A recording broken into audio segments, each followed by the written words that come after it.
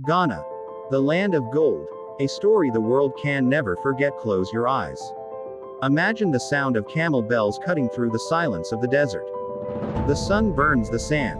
The wind carries whispers of a land so rich that gold flows like dust beneath people's feet. Far beyond the Sahara, beyond fear and exhaustion, traders spoke one name in awe: Ghana. A land not measured by poverty, but by power. Not known for weakness, but for wealth beyond imagination. This is not a myth. This is not a legend. This is the true story of Ghana, the land of gold. The story unfolds before the world knew Africa, long before Europe rose. Long before modern nations existed. Africa was already writing history. In the heart of West Africa stood an empire whose name echoed across continents. An empire that did not beg for trade. The world came to it. Ghana was not built by chance. It was built by vision, strategy, and control of destiny. 2. Where gold was not rare, but royal. In Ghana, gold was everywhere, but not for everyone. Deep in the forests, gold slept beneath the earth. Not coins, not jewelry, pure, untouched gold. The king owned all gold nuggets. Ordinary people could trade only in gold dust. Why? Because gold was power, and power belonged to the throne. Visitors wrote that the king appeared covered in gold, bracelets, crowns, weapons shining like the sun itself. When he spoke, silence followed. This was not greed. This was authority. 3. The desert kneels to Ghana. From the Sahara came salt. White, lifeless, essential. From the south came gold. Yellow, shining, eternal. Ghana stood between them.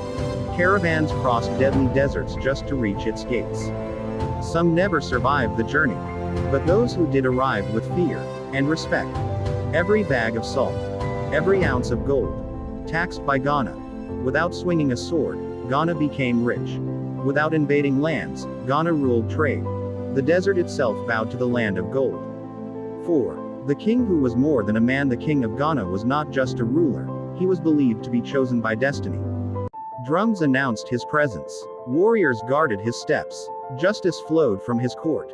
He ruled with wisdom, fearlessness, balance. His army protected trade routes. His laws protected order. His power protected peace. This was African leadership at its highest form. 5. Faith, culture, and the soul of the empire. Ghana was not only rich in gold, it was rich in spirit. People honored ancestors. They believed the land was alive. Stories were carried through song and drum. When Islam arrived through traders, it was not forced. It was welcome.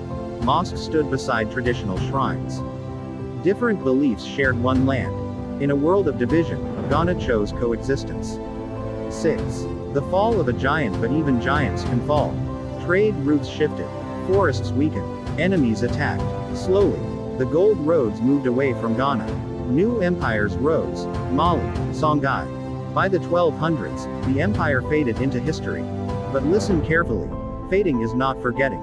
7. The name that refused to die. Centuries passed. Empires rose and fell.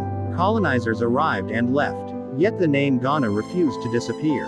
When a new nation was born in West Africa, it chose that name. Not by accident, but by pride. Modern Ghana said to the world, we remember who you were. Today, Ghana still shines. Gold still flows from its soil. Royal traditions still live. History still speaks. The land of gold lives on. Conclusion. Powerful ending. Ghana's story is not about the past. It is about truth. It is proof that Africa was wealthy before it was robbed. Organized before it was judged. Powerful before it was silenced. The land of gold teaches us that greatness does not need permission, it only needs remembrance.